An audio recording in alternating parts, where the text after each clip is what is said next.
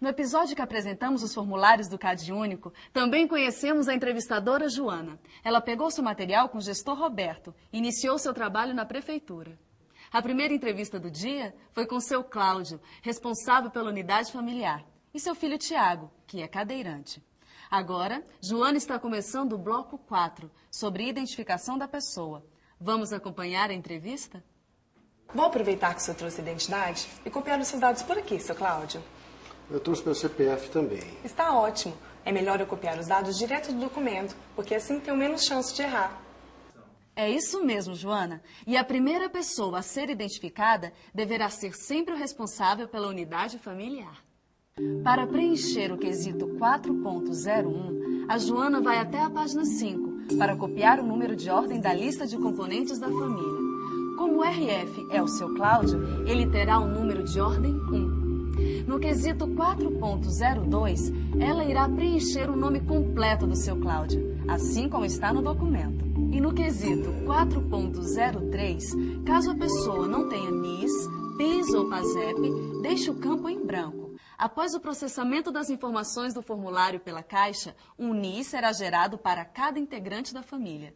Esse número, então, deverá ser transcrito no quesito 4.03. O senhor tem algum apelido, seu Cláudio? Não, eu não tenho. Não tem problema. O preenchimento desse quesito não é obrigatório. Sexo masculino, data de nascimento 6 de outubro de 1952. Olha, um dia antes do meu aniversário. Legal. Relação de parentesco com o RF. O senhor é o próprio RF. Qual a sua cor ou raça, seu Cláudio? Eu sou loiro, né? Não temos essa opção aqui. Qual dessas o senhor acha que mais se aproxima? Branca, preta, parda, amarela, indígena? Branco, então. Agora eu vou preencher o nome da sua mãe e do seu pai, seu Cláudio.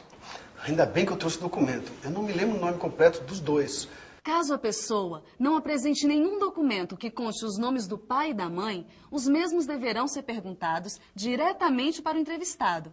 O registro do item não sabe só deverá ser feito depois de esgotados todos os recursos para obtenção desses nomes. Pelo documento, eu vi que o senhor não nasceu aqui, seu Cláudio. É verdade, eu nasci em Agudo, no Rio Grande do Sul. Vim pra cá ainda piá, menino. Então a opção é a 2, em outro município. Passo direto para o quesito seguinte. O estado é Rio Grande do Sul, o município é Agudo. Passo para o 4.15. O seu nascimento foi registrado em cartório de registro civil. O senhor tem certidão de nascimento? Tem sim, mas eu não trouxe. Não tem problema. Aqui é preciso prestar bastante atenção. Registro de nascimento é diferente de certidão de nascimento. Vamos saber por quê? O registro é quando o cartório inclui o nascimento de uma pessoa em um livro ou sistema oficial de registro. A certidão é a consequência do registro, ou seja, o documento que contém os dados de nascimento de determinada pessoa e é entregue à família pelo cartório. Assim, a pessoa que tem ou já teve certidão, com certeza já foi registrada, mas nem todas as pessoas registradas necessariamente têm certidão. No caso do seu Cláudio, ele tem certidão, apesar de ter esquecido em casa. Logo, ele já foi registrado. Assinale a opção 1 se o entrevistado foi registrado em cartório e tem a certidão de nascimento, mesmo que ele não apresente a certidão na ocasião da entrevista, como é o caso do seu Cláudio. Assinale a opção 2 se o entrevistado foi registrado, mas não tem certidão de nascimento. Este quesito deve ser marcado para a pessoa que, apesar de ter tirado a certidão de nascimento, a perdeu ou não a possui mais. Assinale a opção 3 se o entrevistado não foi registrado e, consequentemente, não tem a certidão de nascimento e nenhum outro documento de identificação. Depois de preenchido esse quesito, caso a pessoa tenha RANI, passe para o quesito 5.01, item 3, e siga preenchendo os dados relativos a essa certidão. Caso a pessoa não tenha certidão administrativa de nascimento do indígena, RANI, passe para o quesito 6.01. Assinale a opção 4 para o entrevistado que não sabe se foi registrado. Mas antes disso, pergunte se ele possui qualquer outro documento de identificação listado no bloco 5. Caso o entrevistado possua outro documento, com exceção da RANI, significa que ele já foi registrado, tem ou já teve certidão de nascimento, porque ela é pré-condição para a emissão de qualquer outro documento listado nesse bloco. Atenção, entrevistador! O correto preenchimento do quesito 4.15 é fundamental para os municípios. A partir dele, ações para emissão de certidões de nascimento e outros documentos poderão ser planejadas, garantindo a cidadania destas pessoas. E já que entramos no bloco documentos, vamos ver como a Joana vai se sair ao preencher o bloco 5? Seu Cláudio, o senhor também não trouxe a certidão de casamento? Eu não tenho certidão de casamento. Isso vai atrapalhar alguma coisa?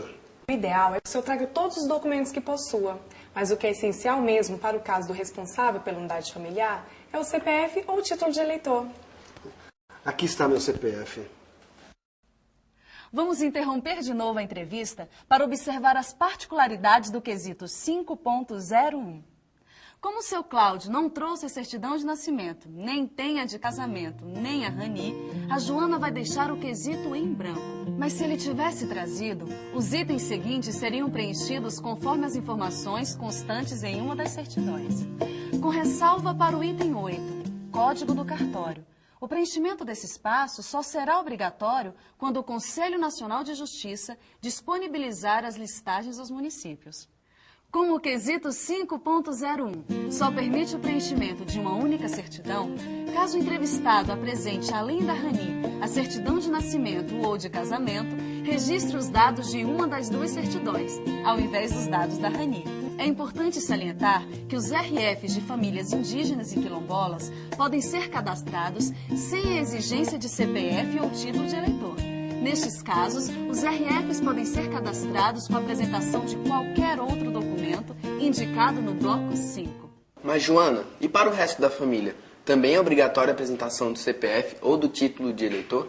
Não, mas é importante que apresente pelo menos um documento de identificação, como o RG, o CPF, o título de eleitor, certidão de nascimento, carteira de trabalho. É que eu tenho uma tia que mora com a gente, mas ela nunca foi registrada. Eu irei coletar os dados dela mesmo assim. Eles são importantes para o CAD único, mesmo ela não tendo os documentos.